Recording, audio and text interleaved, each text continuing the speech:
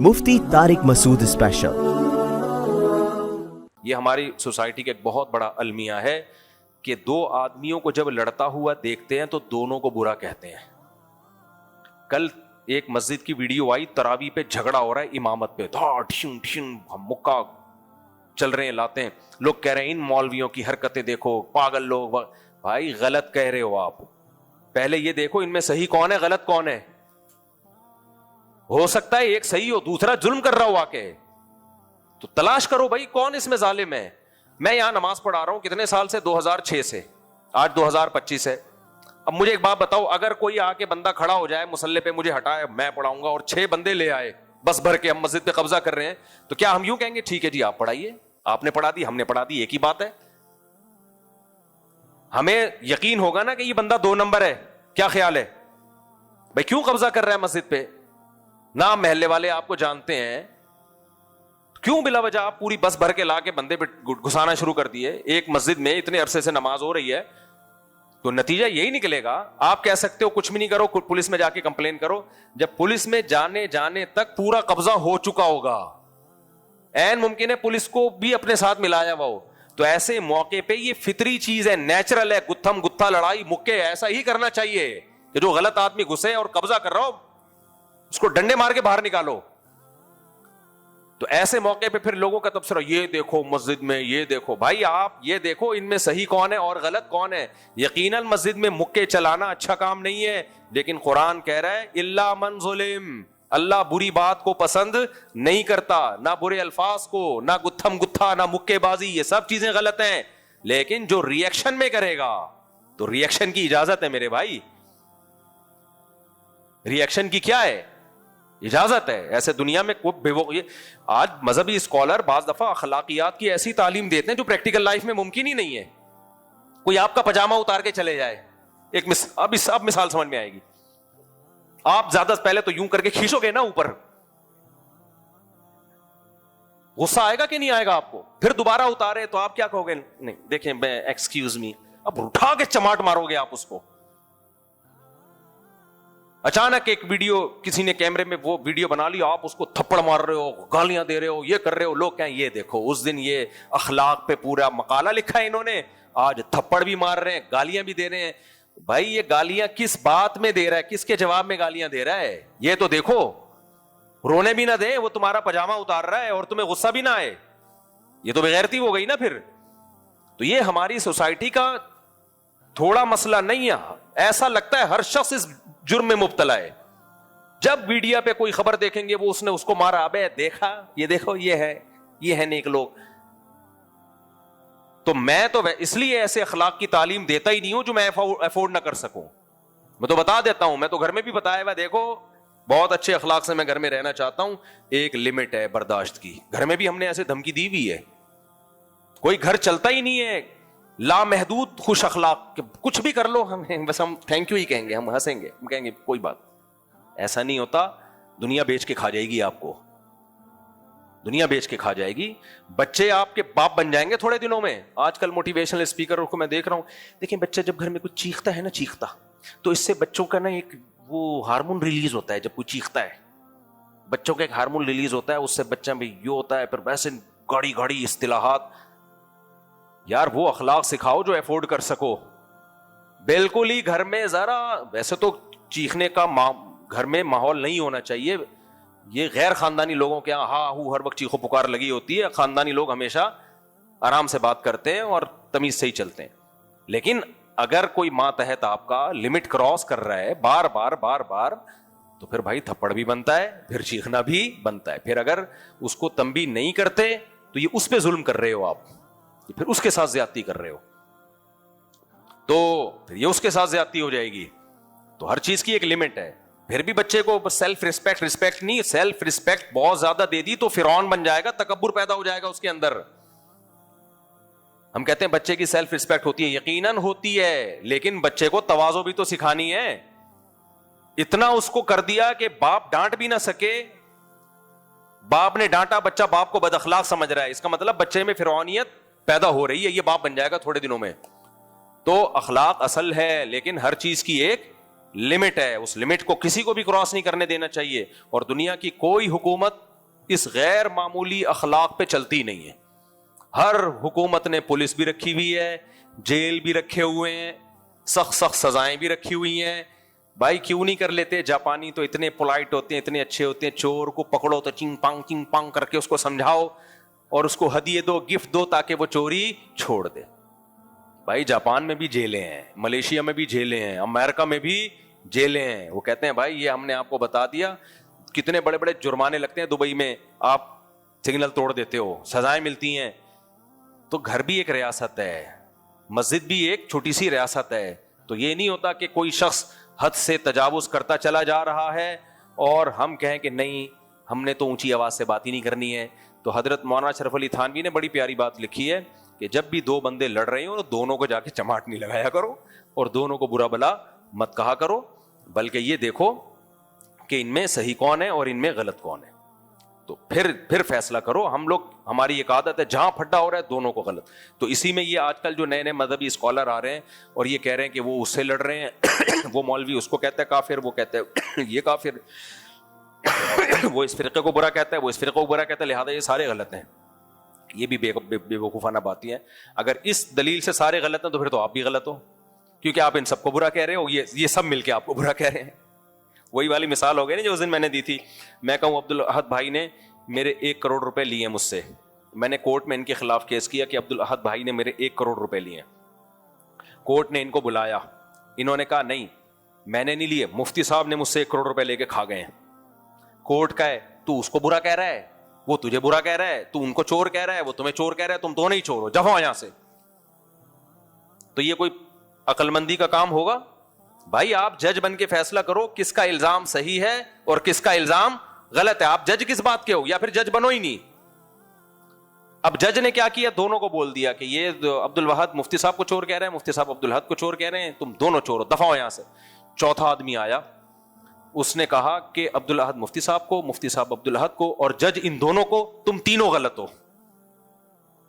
پھر چوتھا آیا, اس نے کہا عبدالاحد مفتی صاحب کو چور کہہ رہا ہے, مفتی صاحب عبدالاحد کو چور کہہ رہے ہیں, اور جج ان دونوں کو چور کہہ رہا ہے, یہ تینوں بھی غلط, اور وہ جو چوتھا ان چاروں کو غلط کہہ رہا ہے, ان تینوں کو غلط کہہ رہا ہے, وہ بھی چور ہے. لہذا یہ تو اس دلیل سے تو پوری دنیا بالآخر چوری بن جائے گی, غلطی بن جائے گی. کبھی بھی جھگڑا نمٹانے کا یہ طریقہ نہیں ہوتا کہ ان کے بابوں نے ان کے بابوں کو برا کہا تو ان کے بابوں نے ان کے بابوں کو برا کہا, لہذا یہ دونوں ہی برے ہیں, یہ ایک دوسرے کے پیچھے نمازیں نہیں پڑھتے, دونوں ہی برے ہیں. بھائی دیکھو ویلڈ ریزن کس کے پاس ہے کسی کے پیچھے نماز نہ پڑھنے کی. اگر کوئی اس بیس میں نماز نہیں پڑھ رہا کہ بھائی اس کا عقیدہ شرکیہ ہے, تو یہ ویلڈ ریزن ہے. پھر یہ دیکھو عقیدہ شرکیہ ہے یا نہیں ہے. صرف اس بیس پہ کہ وہ اس کے پیچھے نماز نہیں پڑھتا, وہ اس کے پیچھے نماز, اس بیس پہ لوگ اپنے آپ کو نا براڈ مائنڈڈ ثابت کرنے کے لیے سب کے پیچھے نماز پڑھنا شروع کر دیتے ہیں. یہ بارش سے بھاگے پر نالے کے نیچے آ کے کھڑے ہو گئے. آپ اتنے براڈ مائنڈڈ بن گئے کہ اب امام کے بارے میں یہ بھی بحث چھوڑ دی آپ نے کہ توحید کے عقیدے پہ ہے یا نہیں ہے, شرک کر رہا ہے تو کیسے نماز ہو جائے گی میرے بھائی.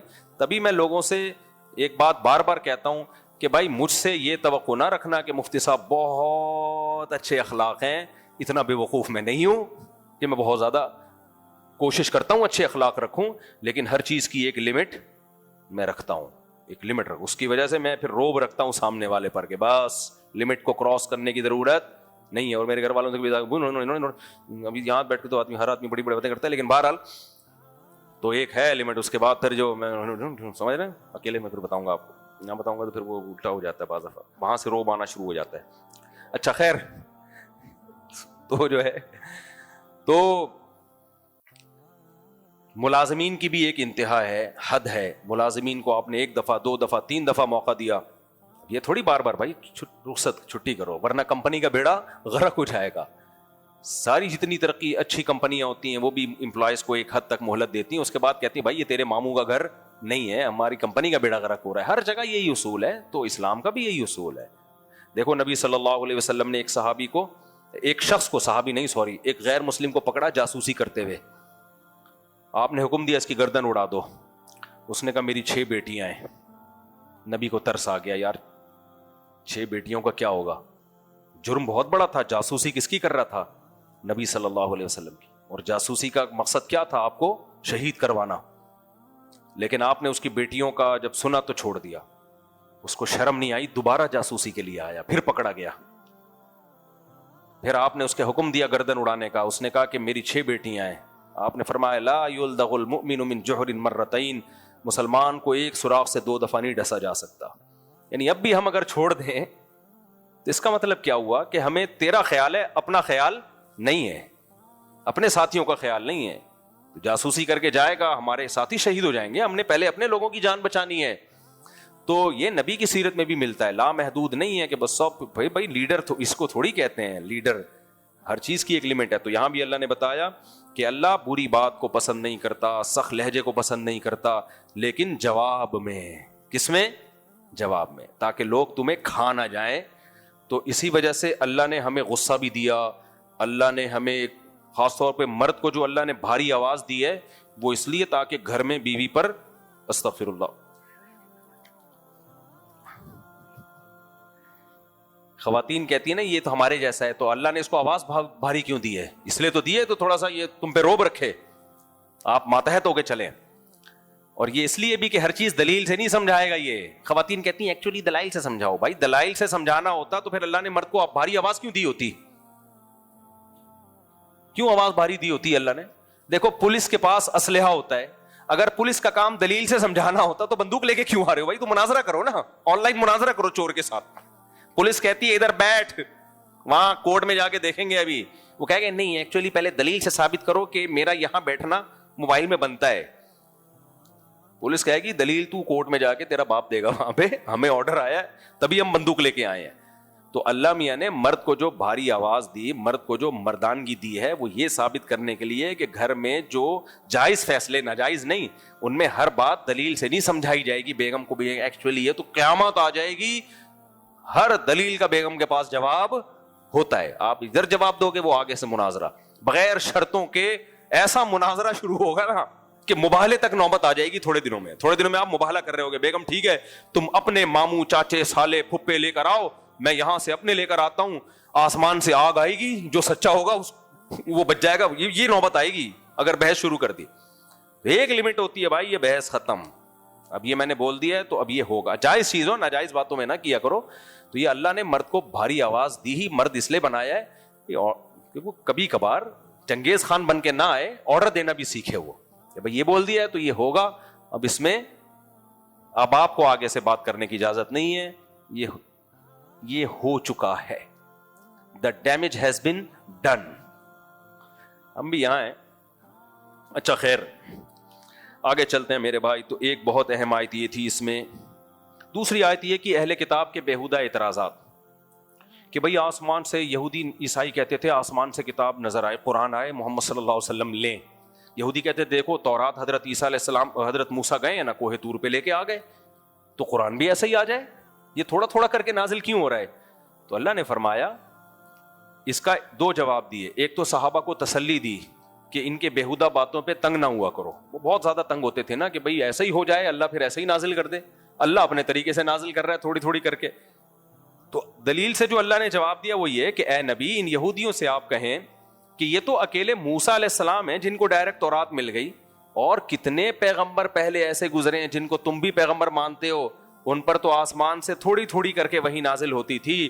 انا اوحینا الیک کما اوحینا الی ابراہیم و اسماعیل و اسحاق و یعقوب, ہم نے آپ پر ایسے وحی نازل کی جیسے ابراہیم علیہ السلام پر, اسحاق علیہ السلام پر, یعقوب علیہ السلام پر, موسیٰ عیسیٰ علیہ السلام پر, اور کتنے سارے پیغمبر ہیں, ان سب پہ تو یہ تو اکیلے موسیٰ ہیں. تو ان پیغمبروں کو تم بھی تو مانتے ہو, ان کا تو تم انکار نہیں کرتے کہ ان کو پوری کتاب اچانک کیوں نہیں مل گئی. تو یہ تو بعض حکمتیں تھیں جس کی وجہ سے موسیٰ علیہ السلام کو کوہ طور پہ بلا کر پوری کتاب پکڑا دی گئی ہے. اور پھر جو صحابہ کو ٹینشن ہوتی تھی نا ان کے بیہودہ اعتراضات سے, تو اللہ نے صحابہ کو تسلی دی. فقد سألوا موسیٰ اکبر من ذلک, اے صحابہ اور اے نبی آپ یہودیوں کے ان اعتراضات سے پریشان نہ ہو. ان موسیٰ علیہ السلام کو تو ہم نے تورات دی تھی نا ان کے حساب سے, انہوں نے ان کو کون سا مان لیا تھا؟ جب یہ تورات ملی تو یہ کہنے لگے ہم اس وقت ایمان لائیں گے کہ ہم اللہ کو بھی اپنی آنکھوں سے دیکھیں کہ اللہ دے رہا ہے آپ کو کتاب, اللہ آپ سے ہم کلام ہو رہا ہے, اللہ آپ کو کتاب دے رہا ہے, پھر مانیں گے ہم. تو یہ اتنے ڈھیٹ لوگ ہیں. تو یہ نہیں ہے کہ ایسے آسمان سے کتاب آ جائے گی تو یہ سارے یہودی دائرہ اسلام میں داخل ہو جائیں گے. ان کا مقصد انکار کرنا ہے, ضد اور ہر دھرمی ہے تو انکار جس نے قسم کھا لی ہو تو وہ تو کچھ نہ کچھ میخیں نکالتا رہے گا. تو آپ کو اپنے کام میں لگا رہنا چاہیے, ان کے بیہودہ اعتراضات سے پریشان نہیں ہونا چاہیے. اس میں ہمیں سبق کیا ملتا ہے؟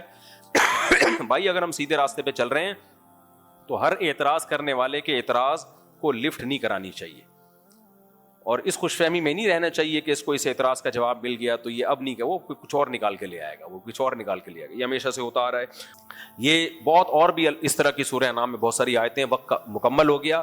اللہ ہمیں اپنی ذات پہ ایمان نصیب کرے, اور ہمیں جو اللہ نے دین اور مذہب دیا ہے نا, جسے اسلام کہا جاتا ہے, اطمینان کے ساتھ اللہ ہمیں اس پہ چلنے کی توفیق عطا فرمائے. وما علینا الا البلاغ. کیا ہے بھائی؟ اگر کسی لڑکی فیمیل انفلوئنسر کے تھرو کوئی پروڈکٹ پروموٹ کروائی اور اس کو ایڈورٹائزمنٹ کریں جس میں اس کا فیس آ رہا ہو, تو اس پروڈکٹ تو اس کو پروموٹ کرنا کیسا ہے؟ آخری درجہ کم از کم یہ ہے کہ اسکارف پورا ہو اس کا. جوان لڑکی کے لیے چہرے کا پردہ لازم ہے میرے بھائی. بہت ہی کوئی مجبور ہو کھینچا تانی کر کے چہرے کی حد تک گنجائش نکالی جا سکتی ہے. راجح قول تو یہی ہے کہ چہرے کا پردہ بھی جوان لڑکی پہ فرض ہے, لیکن آمدن کا کسی کا مسئلہ ہو تو بہت زیادہ کھینچا تانی کر کے جو گنجائش نکالی جا سکتی ہے وہ اتنی کہ ٹھیک ہے باقی جسم ڈھانپ لے, چہرہ کھول لے.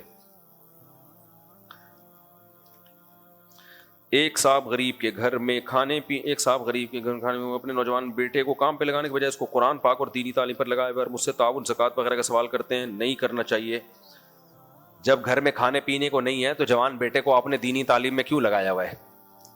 آپ بیٹے کو پھر ملازمت پہ لگاؤ. دین کیوں سیکھتا ہے؟ تاکہ لوگوں کو شریعت سکھائے. تو جب لوگوں کو شریعت سکھائے گا تو مانگنا سکھائے گا یا دینا سکھائے گا؟ دینا. تو یہ کیسے سکھائے گا دینا؟ جب بولے گا کہ بھئی مانگنا نہیں چاہیے, لوگوں پہ خرچ کرنا چاہیے, لوگ کہیں گے تمہارے ابا تو مانگتے تھے. دین کو گرا کے کبھی بھی دین کو زندہ نہیں کیا جا سکتا. یہ تو جب ہوتا ہے نا جب علماء بالکل ہی ختم ہو چکے ہوتے تو ہم کہتے ہیں بھائی اب فرض عین ہو چکا ہے اب دین کو بچانا. تو علماء الحمدللہ ہیں, تو اب باپ لوگوں کے سامنے بھیک مانگ رہا ہے, جوان بیٹا مدرسے میں پڑھ رہا ہے, اور یہ غلط ہے. تو ایسے موقع پہ بیٹے کے لیے ضروری دینی تعلیم حاصل کرے اور باقی باپ کا سہارا بنے, کمائے باپ, یعنی خود کمائے تاکہ باپ لوگوں کے سامنے ہاتھ نہ پھیلائے. کسی نے جانور کا بچہ بیچنے کے لیے یار دین جو ہے نا استغنا سکھاتا ہے. آج الٹا ہو رہا ہے. بہت سارے مذہبی لوگ نا مذہب کی تعلیم حاصل کر کے بھکاری بن جاتے ہیں, ساری زندگی مانگتے ہی رہتے ہیں. تو یہ غلط ہے. دین تو استغنا سکھاتا ہے بھائی, دینا سکھاتا ہے. اور ہم کیا سکھا رہے ہیں؟ جو بہت سے مذہبی جو لوگ ہیں وہ ان کا طریقہ ایسا ہے کہ مانگنا ساری زندگی اپنے یعنی مانگتا ہی رہتا ہے. تو ایسے علماء سے تعلق قائم کریں جن میں استغنا ہو. بڑے بڑے علماء ہیں, ہم نے مدارس میں ایسے مستغنی لوگ دیکھے ہیں, تھوڑی تھوڑی تنخواہوں میں ساری زندگی پڑھاتے ہیں, ایک دھیلا کسی سے نہیں مانگتے. تو ایسے اسکالر سے دور رہیں جو اپنی ضرورت کے لیے کبھی اس کی جیب پہ نظر, کبھی اس کی جیب پہ نظر, کبھی اس کی جیب پہ. بعض لوگ ایسے ہوتے ہیں صرف سیٹھوں سے دوستیاں ہوتی ہیں, غریب سے ہوتی نہیں ہے. ایسے اسکالرز بھی ہیں, کوئی غریب ان کے قریب ہی نظر نہیں آئے گا کبھی آپ کو. سارے بڑے بڑے بھائی, کیوں تم تو سب کے لیے برابر ہو یار. دیکھو قرآن میں جو آج ہم نے سورہ انعام پڑھی نا, اس میں ایک آیت یہ بھی تھی, مشرکین مکہ کے جو سردار تھے کہتے تھے اے نبی آپ کی محفل میں غریب کیوں بیٹھتے ہیں, ان کو ہٹائیں تو ہم آئیں گے. اللہ نے کہا ان کو نہیں نکالنا اپنی مجلس سے, آپ ان کو نہیں نکالنا, بلکہ ان کو آپ موٹیویٹ کرو کہ اللہ نے تم پر احسان کیا, تمہیں اسلام کی توفیق دی, تمہاری غربت اس سے تم اللہ سے دور نہیں ہوگے, بلکہ اگر تم سے کوئی غلطی ہو بھی گئی استغفار کرو گے اللہ وہ جرم بھی معاف کر دے گا. اور ان کو یہ کہہ دے مشرکین مکہ کے جو سیٹھ لوگ ہیں نا جو کہہ رہے ہیں غریبوں کی محفل میں ہم نہیں بیٹھیں گے, تو یہ مشرکین مکہ کہتے تھے اگر محمد صلی اللہ علیہ وسلم برحق نبی ہے تو غریب لوگ آپ کے پاس کیوں آ رہے ہیں, قوم کے بڑے بڑے لوگ آنے چاہیے. تو اس کا جواب اللہ نے دیا الیس اللہ بأعلم بالشاکرین, اللہ کو پتہ نہیں ہے کہ کون شکر گزار ہے. جو شکر والے ہوتے ہیں اللہ ان کو ایمان کی توفیق دیتا ہے, جو فرعون اور متکبر ہوتے ہیں اللہ ان کو ایمان کی توفیق نہیں دیتا. تمہارے پاس دولت ہے جس کی وجہ سے تمہاری فرعونیت ہے تمہارے اندر, تمہیں اللہ نے اسلام سے محروم رکھا. یہ بلال حبشی اور ابن مسعود جیسے مسکین ہیں, ان میں تکبر نہیں تھا تو یہ اسلام لے آئے. تو مذہبی لوگوں کا یہ کہ ہر وقت دولت مندی ان کے گرد بیٹھے ہیں, کوئی رکشا ٹیکسی والا قریب میں کبھی نظر ہی نہیں آتا, یہ ایک بہت بڑا سوالیہ نشان ہے. ہمارے شیخ حضرت مفتی رشید احمد صاحب خود بہت مالدار تھے, لیکن حضرت کی محفل میں اکثر ہم نے دیکھا رکشے والا آگے بیٹھا ہوا ہے, ڈیفینس کے سیٹ صاحب پیچھے بیٹھے ہوئے. ٹھیک ہے نا, رکشے والا کہاں بیٹھا ہوا ہے؟ آگے بیٹھا ہوا ہے. تو یہ مطلب نہیں کہ وہ سیٹ آگے نہیں آ سکتا, جو پہلے آ گیا وہ آ جائے آگے, جو پہلے آ گیا. تو یہ فرق علماء کی محفل میں مجلس میں نہیں ہونا چاہیے. تو جب طبیعت میں لالچ ہوتی ہے تو پھر بس سارے مالدار لوگ. عبدالاحد بھائی نے ایک دفعہ مجھے دمبا کھلایا تھا, صرف عبدالاحد بھائی سے دوستی ہے, یہ اشارہ ہے کہ ایک اور دفعہ کھلائیں دمبا, اور جو بیچارہ غریب ہے اس سے دوستی نہیں ہے. اس لیے ہماری عبدالاحد بھائی سے بھی دوستی ہے, کیونکہ انہوں نے ہمیں کیا کھلایا ہے؟ دمبا کھلایا. دوبارہ انتظار کر رہا ہوں میں, اور جو نہیں جس نے دمبا کھلایا اس سے بھی تھوڑی بہت سلام دعا. اچھا میرے جو غریب دوست ہیں یہ نہیں کہ چلو دمبا تو نہیں کھلاتے, الٹا مجھ سے کھا رہے ہوتے ہیں, الٹا مجھ سے دمبا کھا رہے ہوتے ہیں. اللہ ہدایت دے ان کو.